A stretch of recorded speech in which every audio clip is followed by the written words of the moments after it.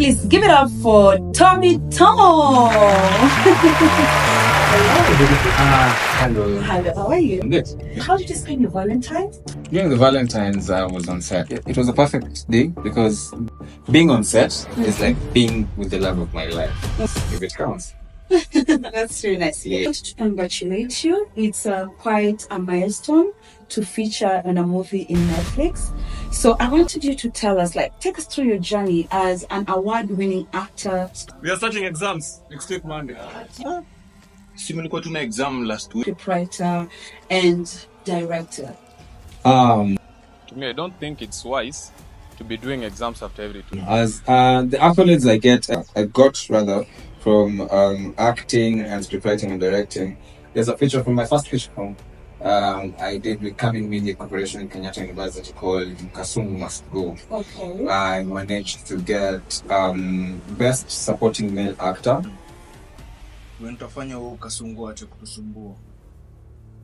This is 2022, if I remember very well. And for scripting and directing awards, I used to script and direct stage plays for Kenyan Institute of Mass Communication College Competition Drama Festivals. Yeah, that's where I got best script in Swahili, best play in Swahili regionals level, and also best script both in national level. This is between 2022 and 2023, and we are manifesting for more accolades. For someone cast in Netflix, I think you must have a specific trait that not everybody has. So I assume that you outdid everyone for you to be picked for Kevin, the character. So please take us through your auditioning process. The auditioning process.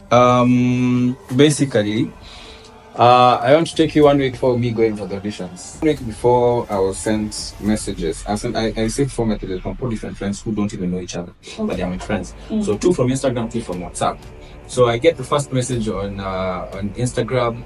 A friend of mine was DMing me the poster, and he told me, "Can you go check out this auditions? You might be lucky." And I said, "Okay, I may go check out." When you see posters, it's like, okay. Then I think 2 days or a day after, another friend of mine on my WhatsApp sends me the same poster, tells me, "Go try out your lab." Wow. I said, "Okay."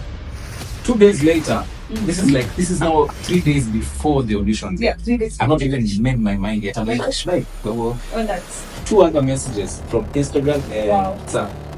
Hey, go check out. I'm like, the universe is speaking. That's the coincidence. Yes, coincidence. Yeah. Just go. There's an opportunity handed right to you without me knowing something. Follow the course. Yes. Prepare myself. I go for the auditions around July 2023. I'm not wrong, around 12-13. The auditions are at the Kenyan National Theatre. I arrive at the Kenyan National Theatre. There are long queues. There's guys who've already finished audition. It's 9 a.m. Remember, around 9 a.m. Guys already finished auditioning. Others are trying to audition. Others are writing their name. There's just chaos everywhere. Not chaos, but this. Yeah, the chaos because there's confusion There's for people. there's people. There's rushing to. Yeah, there are queues everywhere. There's a queue for writing your names. There's another queue for getting in the auditioning rooms. I'm confused, and so you're supposed to bring like a passport photo. So I'm trying to. Kevin Nyango said kick right. Where should I start? Where should I start? So there's a friend of mine who also got the role. Who I met, but we were in school together back in Kenya Mass. His name is Baraka. He plays a role of a pastor in Mo-Faya. Okay. So he tells me, you've arrived. I'm like, yeah, but how are we starting? How are we doing this? He says, go write your name there, but no, let me try. So he helps me write my name. He knows a few people up on a pile. And then, long story cut short, it's 9 a.m. I get the audition form around 3 p.m. 3 p.m. That's quite late. Huh? It's quite late. There are still people coming in. Not even leaving. The Kenyan National Theatre was crowded. You think there's an event going on. So I find my ways. I fill the form. Don't even be direct to the audition room. Yeah. So upon reaching the audition room, my form is written tag number 651. Oh my goodness, 651. I will never forget. It was 651. That is massive. Crazy. So I go in. I do my audition, just to let out a small secret. I do my monologue, and then they tell me, would you do it in Luo? Oh. Well, okay, in Luo. Yeah, you speak Luo. Yeah, I speak Luo. Not very fluent. Like, no, no problem. Can you do the same thing? I'm like, yeah, I can. So I look at the camera. Do it for us. I can't really remember Okay. to detail what I did, but I think I was pointing a gun somewhere. My details, I think, kind of like what I did, what I picked for my monologue, fit what they had in mind. Yeah, thank God. Yeah. Or 2 weeks later, we get a call back. We get a call back to Kenyan National Theatre. So for those who don't know, a callback is when they've sieved The ones out of the 900. I was told that the total was 900. So out of the 900, when they go back, around 50. How many did they want? Out of 5. 4, not even 5, 4. The 4 main, the ones that we are looking for, the main, are 4 roles. If you fit this other role than the auditions, well, now they add the other. But now what they were looking for were the 4. So out of 900, they were looking for 4. Now, out of 900, they were looking for that one particular role that you got, one particular. So it was they one were looking for in everyone. Yeah, right, correct. Zawadi and Timo. Yeah. So you scooped the kid. Clean. So I went for the callback. There was still competition. After the callback, they said, okay, you've done well again. So this anxiety building. True. So for the second callback, was it the second callback? We stayed for like, was it a month plus waiting? Wow. Because we did in July, and I remember we were still waiting for callbacks around August. I'm not really sure, but there was a long period where we were waiting up to around September, because we started filming in around October 15th, 14th, and the auditions were in July. So they gave you time in to between prepare their callback. I had new scripts, their lights. Okay, thank you. You had it come back again. So cut the long story short, I made it to the finals and I booked the role. Wow. Yeah. From your story, you did a great job, and it's actually depicted. Like we can see how you play the cave role in. My God, you gotta work that. Where did the film premiere? The University of Nairobi. Why? The project itself is also a collaboration with the university. Actors, apart from the main, still students or ongoing students, some have graduated since it was the premiere last year. So when did the real work for Kevin happen for you? Like, when did you feel that, oh my God, now I am completely in the character of Kevin? Because when you started acting, you were Tobit, right? Correct. But now, tell us, when did you feel that now I can feel Kevin in me?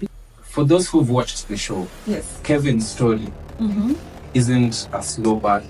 You don't follow, oh, this is how Kevin from the first episode, and it's bam. When we were shooting, the first episodes were, I think, during the first weeks of shooting. So I immediately tapped into Kevin in the show, where I shot during the first days of filming. So I didn't really have time to like have the slow moments, going to the intense moments. No, we started with the intense. And you're a main cast. How do you balance? Because I think at some point it gets into your head. You can try and lose Tobin inside Kevin, or lose Kevin inside Tobin. But mostly it's Tobin who tends to be lost inside Kevin. Yeah, most of the time you got it where. But that only happens for me. It happens just when during the period of shooting. Let's say you're shooting for like 4 months. True. So this is 4 months. As a main role, you're almost on set every week. Yeah. So that role is in your head. You don't have like 2 weeks. I'll be on set after 2 weeks. No. Almost every week you are there. True. So you tend to act like Kevin. Even on a normal basis. I used to walk like Kevin during the shoot. The whole time I find myself, I'm talking with my hands all the time. Like, this Kevin, man. So it really it disappears towards the after shooting now. When now the product goes to post-production, the editing. So you guys are finished filming. Now it's the work of the editors. So that period is called the de-rolling period. So for me, I was once asked which role stayed with you for the longest, and I said Kevin. I stayed with Kevin for like 3 months. three months, 2.5. Wow. Trying to shed off Kevin, trying So to you can come back. come and collect. Yeah. I still find myself like rough, and Kevin shows love differently.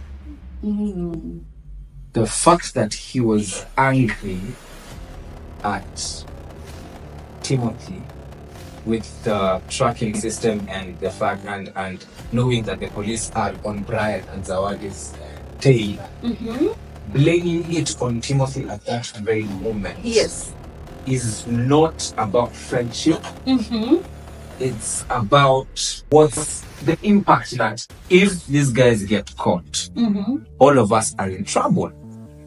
So I do my part, you do your part. So does putting on pressure makes it work?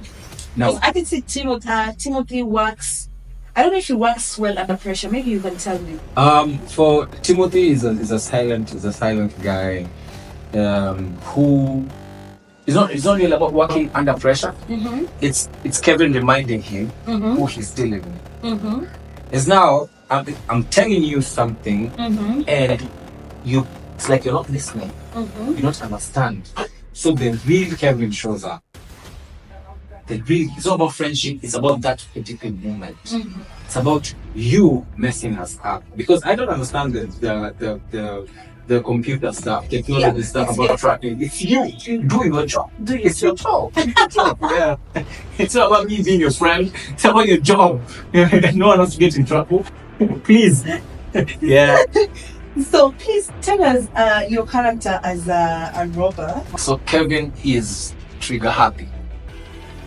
Kevin is that kind of a person where you provoke him and he reacts immediately without thinking. He has that kind of ego where the reason that's why he shoots this guy more 6 times is the fact that they had already left him. I know they picked whatever they wanted to pick from him, and they left him.